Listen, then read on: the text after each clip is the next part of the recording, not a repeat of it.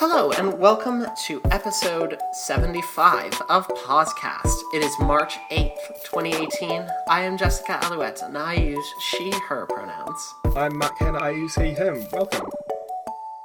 Hey, Mark. Hey. Yeah, I think every time we introduce the show now and you say the episode number, I mouth something along the lines of, holy fuck. They're getting pretty high. Hey, we're almost at the end of our second year doing this show. That number should actually be higher, but we've missed enough weeks that it's down here still. Like, coming into April, we'll have been doing the show for 2 whole years. Wow. Cool. Just roughly every week. With a pretty decent hit rate, actually. Like, even with all the episodes that we've missed. Yeah. So, I didn't mean to get us on a tangent right at the start, though. How are you going? Well, I mean, like, you normally go on tangents about, like, prime numbers and shit at the beginning of the show anyway, so it's totally fine. My brain is whack. Math is whack. This is a show about video games, which I believe are more complicated than math. Could you verify that? Are video games more complicated than math?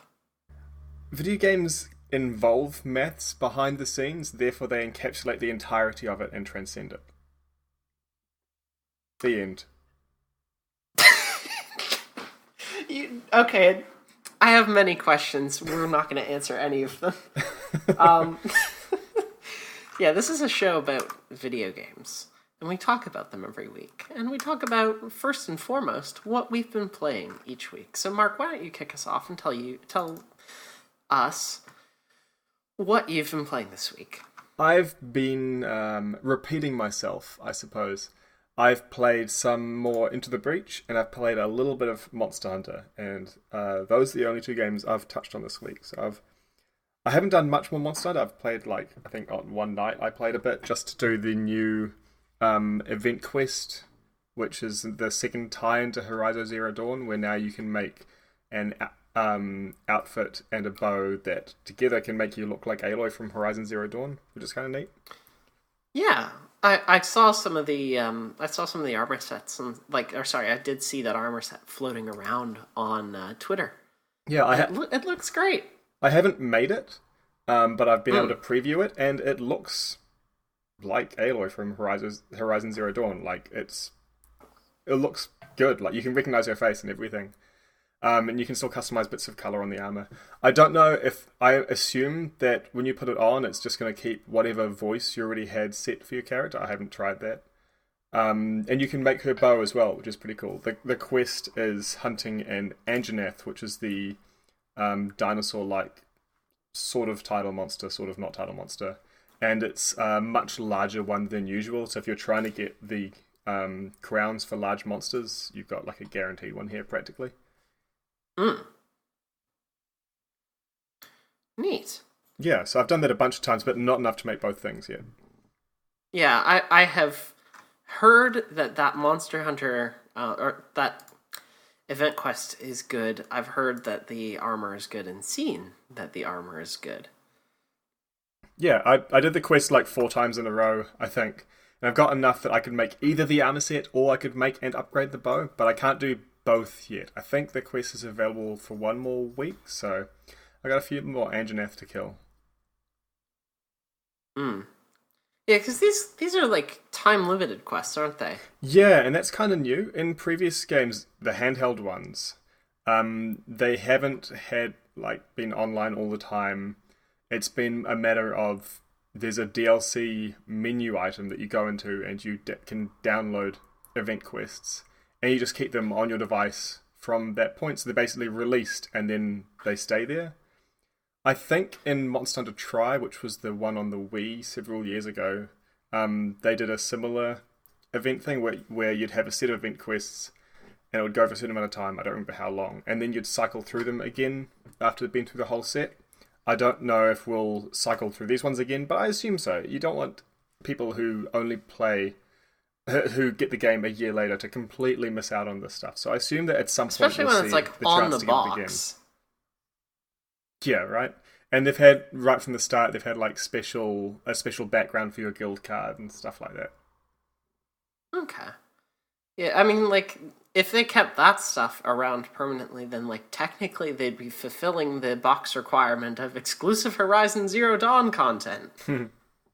So, like, it would be a real bummer if this content wasn't available again. Actually, it's going to come out on PC in September, so surely they'll have another chance when PC players are playing it. Well, PC players won't be able to get that armor. What? So, why would it matter? Why would they be able to get that armor? No, it's exclusive. To what? To the PlayStation, because Horizon is also exclusive to the PlayStation. I didn't realize that this tie-in had that exclusivity. Yeah, no, that tie-in has that exclusivity. If you're on Xbox, you can't get that. Oh, that's kind of a bummer. But oh well. It's not the worst thing in the world, to be fair. No, but it seems there is a cool event thing that you're missing out by, like, not playing on Platform X. It seems completely unnecessary, I guess, is all, because there's nothing technical that will be stopping them from doing that, because it's literally the same game, it's just an asset in the game. But well, I think there is actually probably some stuff behind that, because, like, that's Sony's IP in part. Yeah, so nothing technically, like, I when I say technically, I'm talking about, like, in terms of the platform it's on or anything like that. Yeah, I can understand there'll be complications. Yeah, there is legal and IP complications. Yeah. Not so much like in-game complications. Yeah. There's nothing like the network, even the network infrastructure. We've talked about this stuff, like network infrastructure between Xbox and PlayStation 4 can totally work. What's that game where they turned it on by mistake? Fortnite is the game that you were thinking of. Yeah? Yeah. Where they had crossplay for all three platforms that Fortnite is on turned on completely by accident. And it worked. It worked very briefly, and then it was shut down because it was an error and not technically supposed to happen, but it proves it's possible. Which shouldn't be surprising. I mean, as we go through generation and generation, they get sort of closer together, I suppose. More compatible. Yeah. I mean, like, the hardware on both Xbox One and PC, Xbox One and PS4, it's comparable to a PC. It's a lower to mid-end PC, but it is a PC nonetheless. Even, like, Xbox can even run Windows 10. Like, it can just straight up run Windows 10 apps and stuff. It's running that in the background. Like, that's how close to a PC it is. It's just literally running Windows. So, yeah, that's what I've played. That and some more Into the Breach. But what about you? I played a bunch of Blizzard games, and then a Ubisoft one as well. Oh, yeah? I played Diablo 3. Cool. I'm up to level 50 on a Barbarian that I started for the season. Oh, yeah? You started another character? Yeah, I started another character, because we have a character together, and that's my wizard. How's the Barbarian going? How are you finding them? Barbarian's actually really fun. They have a lot of group control stuff that I kind of wasn't expecting that they would have, so I'm having fun with that. Nice. I did a Barbarian the previous season, I think. And I ended up with a set, I think a couple of sets I had at the same time, because one was a 2-weapon piece, and then I had a 6 set that was all armor. So I would just basically hold down right-click and move it around, and that's all I really needed to do, because I did such an immense amount of damage just with my whirlwind skill, and I'd move really fast, just spinning around, sucking things in, and I felt like a jet engine, because I'd be moving fast, I'd suck things in from the front, and they'd just fly out the other side dead. It was pretty satisfying. Oh my god. Yeah, I haven't actually screwed around with the whirlwind skill all that much. I like the damage over time that Rend does. You'll find once you get sets, it's basically an opportunity to try out a set of skills that's really tailored to that, and then you try out some different things and find, oh wow, this combination works super well, and that's when you end up in the higher torment difficulties. But yeah, no, it's fun, especially from level 70 once you've got access to all the skills and you can really just experiment. Yeah, exactly. I mean, I gotta get up to level 70 anyway, so that I can complete part of Chapter 2 for the season, so that'll be interesting. Yeah, and you want to get up to level 70 before you get any of the set items as well, so that they're minimum level 70. Yeah. I think you might. I've got a couple of set. I've got a couple of set blueprints and stuff. Is that should I have waited to redeem those? Those are fine. Those are just things that you can make. They're the same whenever you redeem them. I don't actually know. You might not get any of the Hadrig's gift items that you use to get the set items. You might not get those until you're after level 70 anyway. I'm not sure. But if you do, I would just wait until level 70 before opening it to guarantee that you're not going to get a level 68 weapon when you'll be level 70 forever after that. It might not be a problem. I might just be overly cautious. Oh, actually, one more thing you should definitely know. If you've got 2 characters on the season, you only get... so the Hadrix gifts that you get, that you open to get a set item, you don't get a set per character. You get 1 set per season, so make sure you open all of them with the same character so you get the full set. Okay. Good to know. So I found that out the hard way. So yeah, check out what the sets are and decide which one you want more so that you know which character you want to unlock it with.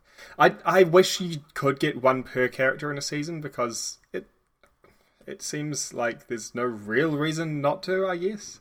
But the fact that you seems kind of busted. But the fact that you can transfer them between characters, I think, is what clinches that.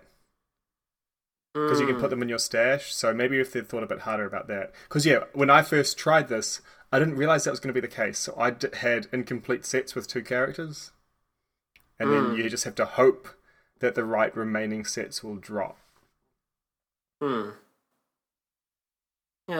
that is definitely annoying. Yeah. Well, at least you know now instead of finding out the hard way like I did. Yeah, that is good. I can give you that. I've also played a bunch of Overwatch. Cool. As per usual. Finished my placements. Still in silver, so that's good. So this is a new season now, right? Yes, new season. Gonna try not to go on a losing streak at the start of this one. That's a good plan. Yeah, because last time that was a bit rough, and then I spent all season recovering. So I'm not gonna repeat that mistake. I don't think. So you're happy with your placements? Happy-ish. I took a few losses that were a bit, on the frustrating side. You get those teammates sometimes. It happens. But overall, kind of happy with where I'm at in terms of placements, and now it's just gonna try and achieve my actual seasonal goal. What's that? Which is to get up 400 points from where I am right now. For context, you get about 30 points for a match win, and you'll lose about 20 or so for a lose. So you have to win over 14 games. I have a bit of a climb ahead of me, I think. 14 games if you don't lose any. Which, that's possible? Is it likely? Not at this level. I don't know. Unless I get take a while.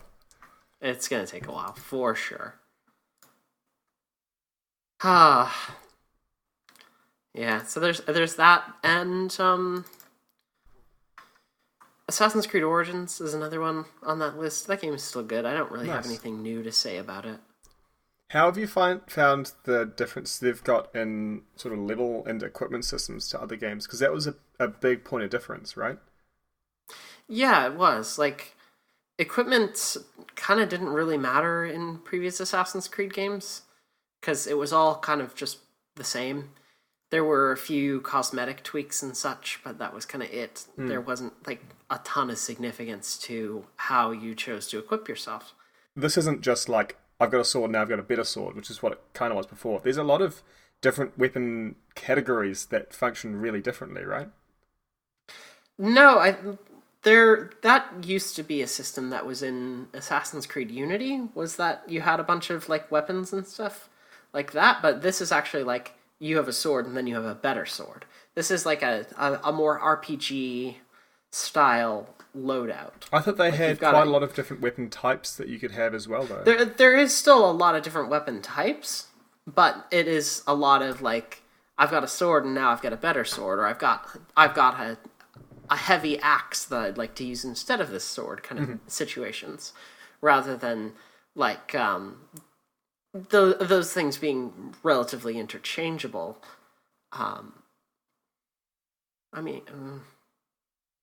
I guess what I'm thinking interchangeable, I'm thinking of the way it was in Assassin's Creed Unity, where like they all kind of had the same amount of stats with a different combat flow.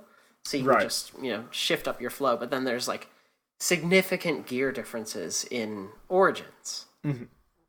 Like your sword that you got at the beginning of the game is not going to carry you through to the end because eventually you will need. Well, I mean, even then you could upgrade it, but like all the gear has levels and stuff. It's like a Diablo kind of situation. You're kind of going to be changing out gear pretty frequently based on what you have available and what is the most powerful. And what suits your own combat flow as well. Like, there is a significant amount of options. Have you found anything that suits yours pretty well? Yeah. I think I've got a loadout that works for me right now. I did the Final Fantasy 15 collaboration quest last night, which was very fun. I forgot that was a thing. Yeah, it totally is a thing. You can get a fucking chocobo mount in Assassin's Creed Origins. Because. I can see Final Fantasy doing silly crossover stuff, I guess. I'm surprised they did it in Assassin's Creed, because they've always been like, it's historical. And now it's like, what?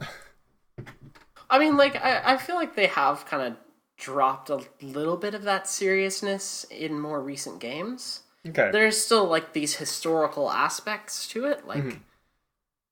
back in Assassin's Creed 2, we were talking about like the Renaissance era, and you had historical characters. And Assassin's Creed Origins, of course, continues this trend of having like historical characters and you being central to certain events. So Origins centers around Cleopatra, for example. But then like it is a little bit more tonally light at times. Syndicate was very tonally light. They like characters were cracking jokes. They generally like weren't taking themselves all too seriously at times, and that was it. It was a refreshing change, even if the writing isn't maybe like as stellar. It's. I think that sort of thing where you've got characters cracking jokes and not taking themselves seriously, they can still be done in a realistic vein in a way that having a chocobo mount in a historical game can't really. Like, it's a much more fourth wall breaking joke, I suppose, is what I'm getting at. Yeah, no, that is fair. The chocobo is cute though, so I'll leave the chocobo alone. I'm so surprised that you like the bird. That's weird, huh? It's weird that I would like the bird. You usually hate birds. Sorry, just grabbing a drink there. Yeah, it's weird that I would like the bird of all the mounts that you could get. They're pretty stock standard horses and camels kind of situations. Mm-hmm. Can you do that thing? I remember in Final Fantasy 15, from what little I've played of it, that you can sort of jump and not really fly, but flap for a while on a chocobo. No, you can't do that. You're completely ground bound. And in fact, the chocobo is kind of weird because it's not a proper chocobo. It's like a horse in a chocobo costume. It's a camel in a chocobo costume. Okay, even weirder. Yeah.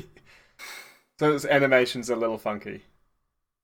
Only a little. The feathers bop up and down, and that's kind of all you need. If you don't look at the legs, you can't tell.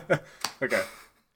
As soon as you see the legs, which, by the way, recent thing that I learned that has fucked me up, thank you, my brother and me, a recent thing that I learned was that horses' legs are fingers. What? Did you know that? Horses' legs are actually hyper-specialized fingers. Yeah, I mean, and they are structured in the same... No, their whole leg is structured in the same way that a finger is structured. That's not true. Is it not? No, you know the like dog leg bit where it goes back? Like, sort of like a backwards knee? That's the analog to a wrist or an ankle. And then things forward from there. So, like, the lower part of their leg... Yeah, I think you could say that. But the whole leg, I'd say no. Also, not a biologist as well. But, yeah. So, like, they're basically walking on the tips of their toes, which are hardened into hooves. But it's not that the whole leg is like that. Okay. It's partially true then, which is still cool. Yeah. Just like how penguins have knees inside their bodies. Okay. Hey, do you ever think about how weird animals are? Literally all the time. Do you think about how weird we are as animals? Yeah. Okay. Think about like what hair is. It's weird. We shouldn't get too far down because I need to know.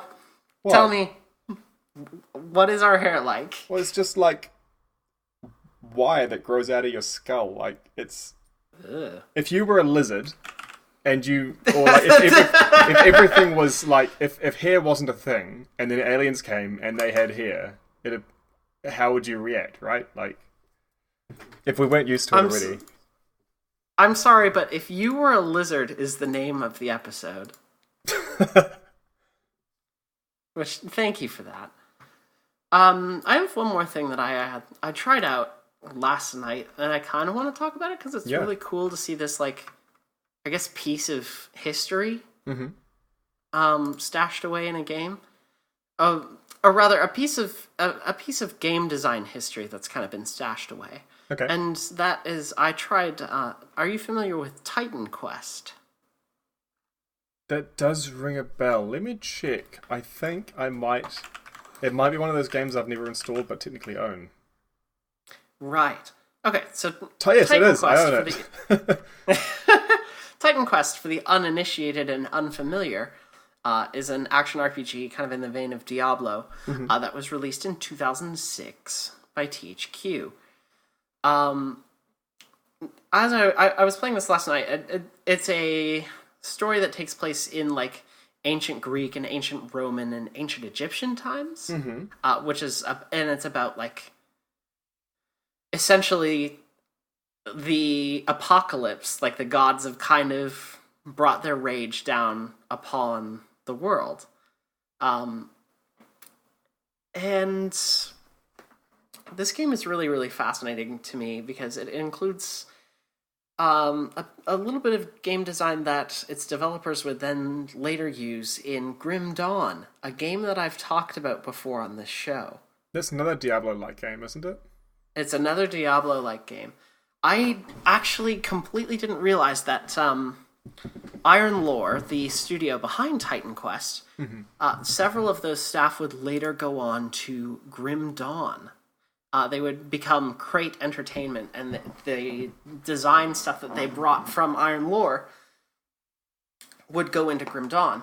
So the mechanic in particular that I ran into last night was the mastery system that Grim Dawn has, where you can pick a central mastery and you have to invest points into the mastery itself before you unlock skills at that level, and then each skill has several levels within it.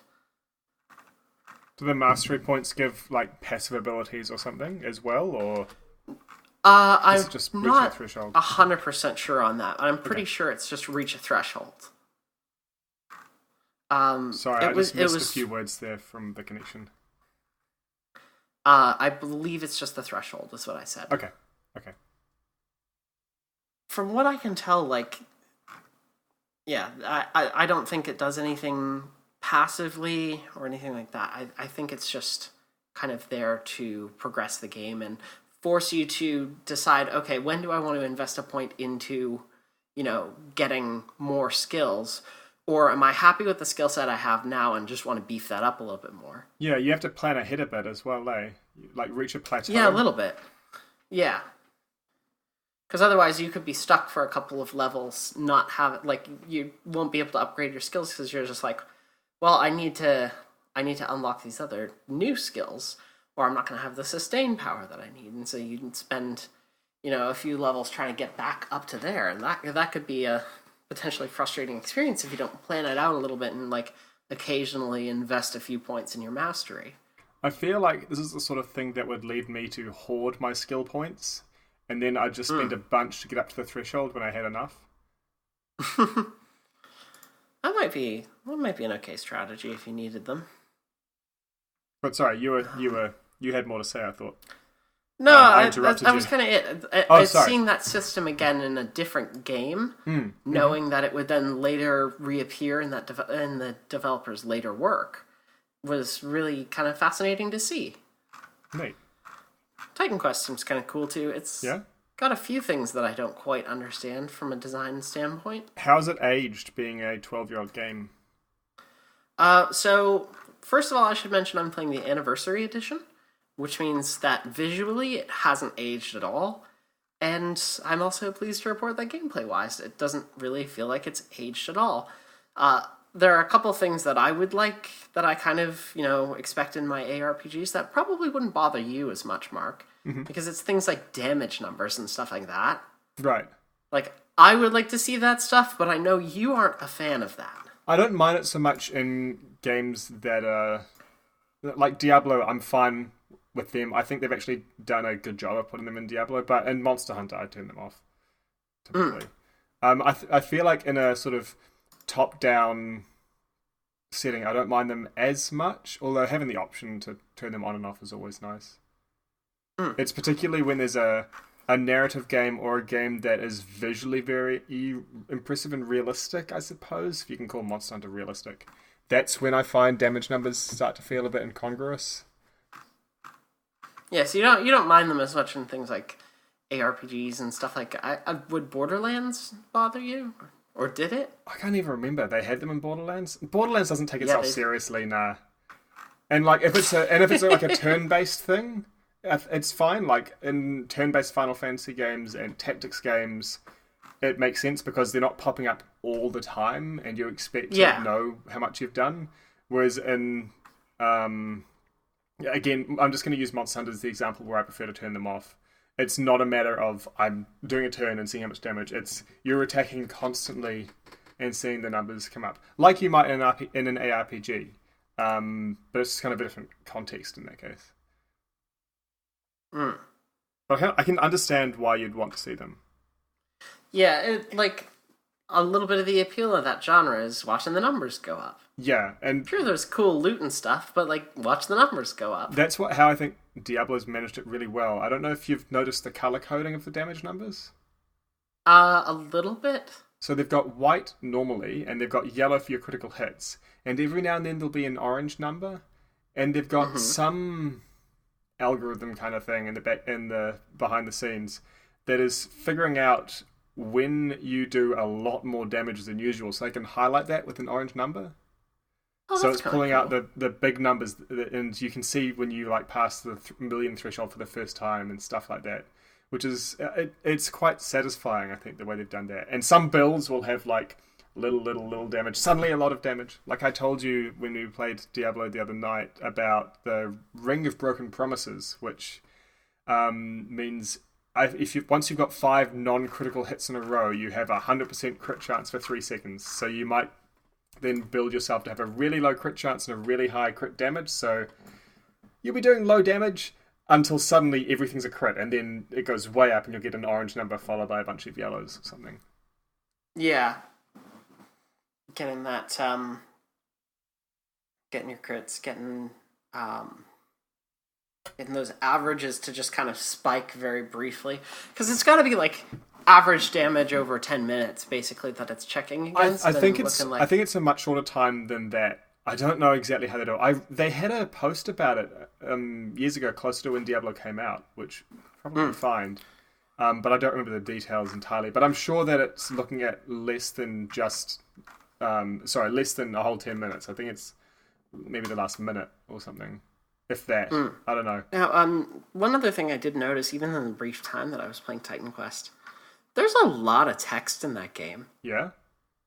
It was something I was really surprised at. It seems like there's a lot more of a focus on what people are saying in the towns and what is being said in your quest than, something like Diablo. There is generally a pretty low focus on story in games like these. Yeah, but especially once Titan you've Quest finished might it have Titan Quest might have a lot more to offer there. I might actually be kind of surprised there. I'll have to see how things go as time goes on.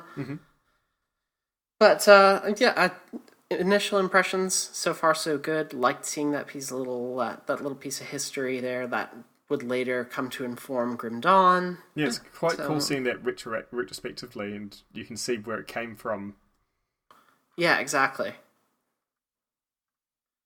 It's super neat. I wish damage numbers were in Overwatch. It'd be nice to know if I'm actually having much of an effect when I'm doing damage, because it can feel like I'm not doing a hell of a lot sometimes. So there's no, from someone who hasn't played it, there's no like health bars or any indicator. There is a health bar at least, like there is that, but like at a glance, unless you're like taking your eyes off the target to watch that health bar go down. Oh, is it not next to is it not like placed above them or something? It's above them, yeah, which means that you have to like take your eyes off them a little bit, which means you could lose track. Okay. If you're trying to like actively shoot them. Mm-hmm. So like knowing at a glance, hey, you're doing, like decent hits here, or you're not far back, or you're not far back enough. You're not close enough to get that kind of damage. Mm-hmm. It'd be kind of reassuring and nice. It would also, it would get annoying at some point. I guarantee it, but I'm trying to think right now now, what other games do might be damage nice. numbers. What other games are there that have that? Because it is definitely quite common in turn-based games or tactics games and in ARPGs. Yeah, exactly. It's not typically common in a lot of like more real-time stuff. They'll either just like use health bars or just display nothing like Monster Hunter does. Well, used to, now that it's Monster Hunter Until World, which has the optional damage numbers, which you turn off anyway, so it's basically showing nothing. They had a mobile game at one point, which I didn't play, but I saw screenshots of, that had health bars, and I was horrified to see a Monster Hunter with health bars. It defeats the entire purpose. Yeah, it's just such a thing that you as a player have just gotten used to not having. Yeah, and it's a big part of Monster Hunter is you tell how close the monster is to dying or being captured by looking at it, by watching it, not just by the game telling you. Although there is quite an element of the game telling you now that it's easier to see when a monster is in its weakened state. In previous games, you would have to, if you didn't want to watch for it limping, you would have to get a specific skill and have it marked on the map either by another skill or by a paintball in order to see when it was weak enough to be captured. Whereas in World, you just have to have sniffed enough footprints, and then it will show a skull icon coming off it. Oh, hello, Gizmo. Sure. In the map automatically without needing any extra skills or anything. So it's a bit easier for the game to now tell you when it's weakened. But one of the things I've really liked about Monster Hunter is... See, I always come back to Monster Hunter, don't I? One of the things I really like about it everything comes back to Monster Hunter eventually. Yeah. Has been how it's a matter of looking and seeing, yep, I've like broken these parts, I've cut its tail off, it's limping now. And that ties in so well to the tracking and stuff. I'm almost disappointed they made it easier to tell without looking at that. But also, it's a really useful thing to be able to know. So I can understand why they put it in there, even while I wonder if there might have been a nicer way to do it. I can't think of a way that would have been better though right now.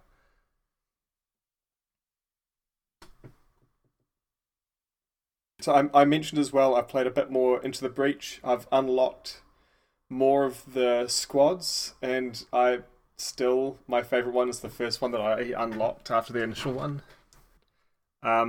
Some of them are really hard to use. They've all got kind of a different twist that they're based around. So the one that I found I had a very easy time using, its attacks are based on creating smoke, which... when there's smoke on a tile and a unit can't attack if they're on that tile, so you can cancel attacks by putting smoke on a tile that a unit is in.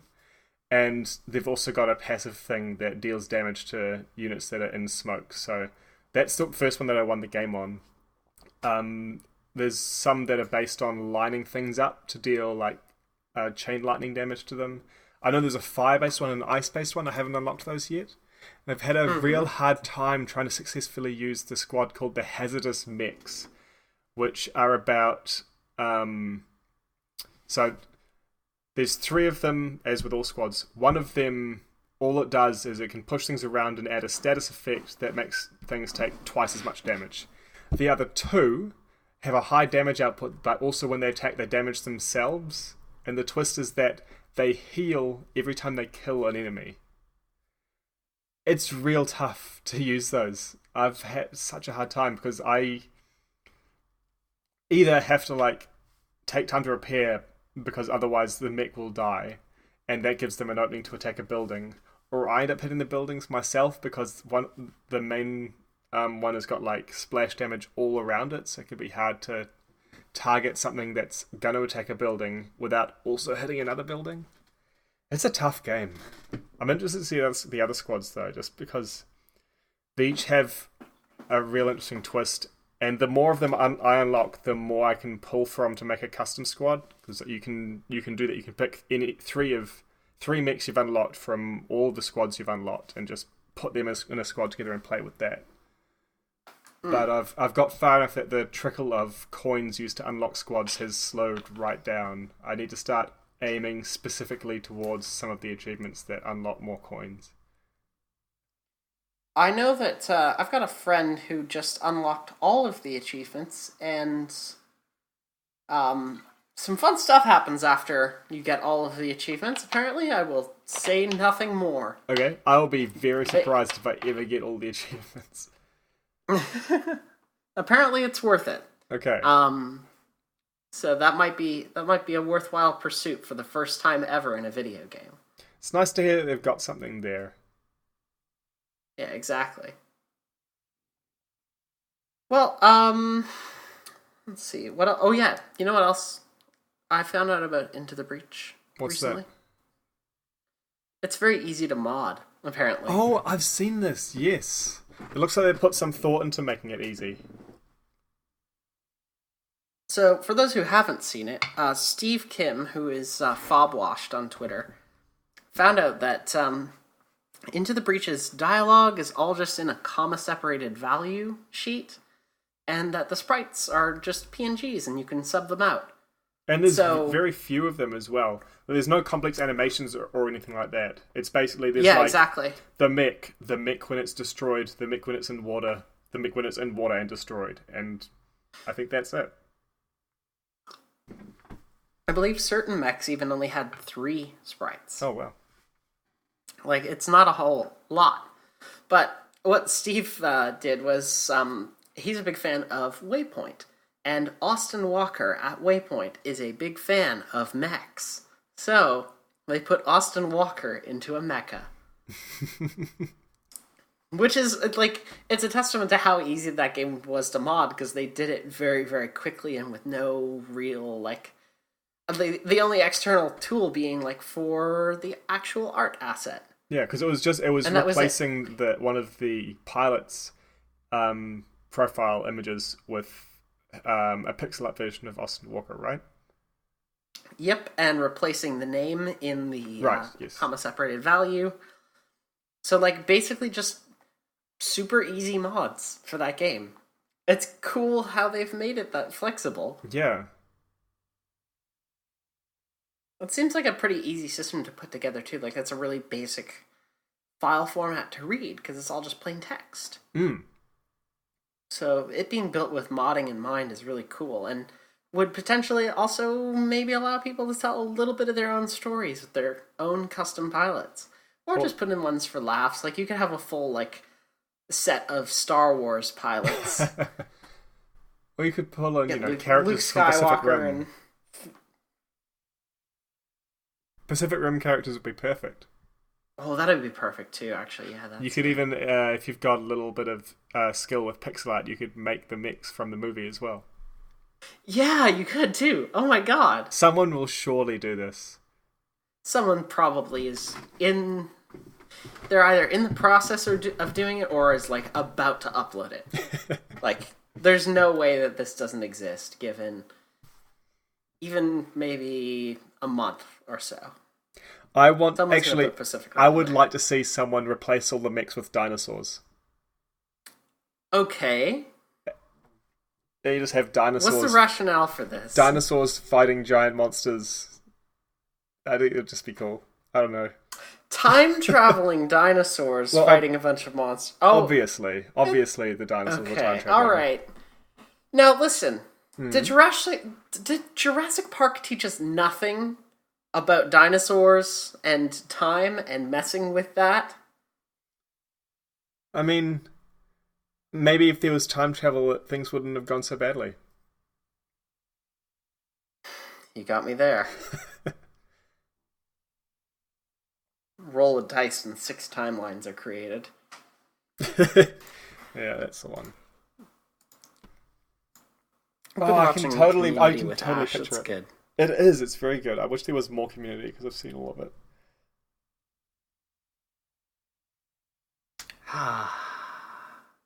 Content. Have you picked up or thought about picking up Into the Breach? I have not really. I guess my hang up on Into the Breach is I wasn't very good at FTL. It's a lot. And I know it's nothing. I know it's nothing like it, but well, I wouldn't say it's nothing like it, but okay. It's a lot less difficult to make progress than FTL. I never finished FTL. I never came close. I think I've, in quotes, won Into the Breach 3 times now, and there's an easy mode which I haven't tried, but playing normal feels like FTL's easy mode. FTL was a difficult game. Yes, it is.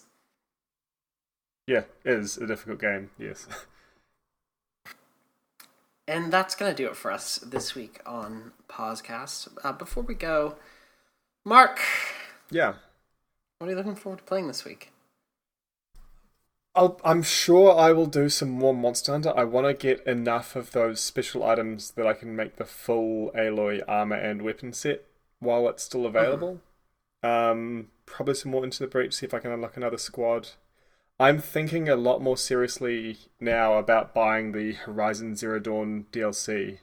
I don't know if it'll happen this week or not, but I feel like it's something I'm going to pick up soon, for sure. Watch this space. Yeah. How about you? This week, I think I'm looking forward to playing more Assassin's Creed Origins, getting a little bit more into the main story there, and playing some competitive Overwatch. See if I can get 14 wins further. in a row. Thinking about that number scares me, man. I dare you to win 14 games in a row. Now you have to do it. Okay. That's now how it I'm works. definitely going to win. It's fine. Yeah. Alright. Thank you for listening to episode 75 of PauseCast. If you liked what you heard and would like to support the show, there's a few ways you can do that. First and foremost, if you'd like to support us and do so in a way that costs you nothing, you can rate or review us on your platform of choice, whether that's Spotify, Google Play, or iTunes. We see those reviews when you do them, and it helps us out a lot with visibility. So thank you if you have taken the time to review the show. If you would also like to support us in a financial way, you can do so by supporting our Patreon. You can go to patreon.com/pausecastshow and support us with, $1 a month, $2 a month, whatever you can afford, whatever works best for you. You'll get shout-outs every week on the show, as well as access to a exclusive role highlighting you on discord.bird.school. Thank you very much to all of our patrons. PD, Lemonaded Moth, Ash Yee, Residoke, Corybat, Dove, Aladrain, Para, and Mary and Sammy for their continued support of the show. Thank you. If you would like to send questions to our inbox, you can do so by emailing us pausecastshow@gmail.com. Let's see. You can find the show on Twitter @PauseCastShow. Mark, where can people find you online? I'm on Twitter @HonestUniverse, and I write a blog as well, though not about video games, at honestuniverse.com. You can find me on Twitter at bird.school, and you can find me streaming on Twitch at maximumgun.org. I've got a new schedule starting this weekend, so if you are interested in finding out more about that, head over to my Twitch page and find out about that.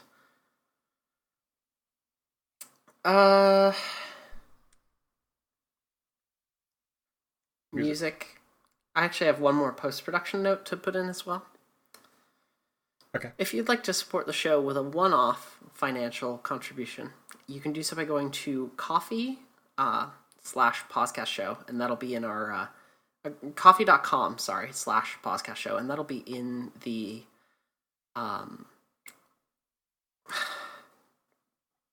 show notes. I'm going to try that again like a human being, and I'm going to actually set up a bit.ly for that 1 second. Doing this all live because I'm thinking about it live.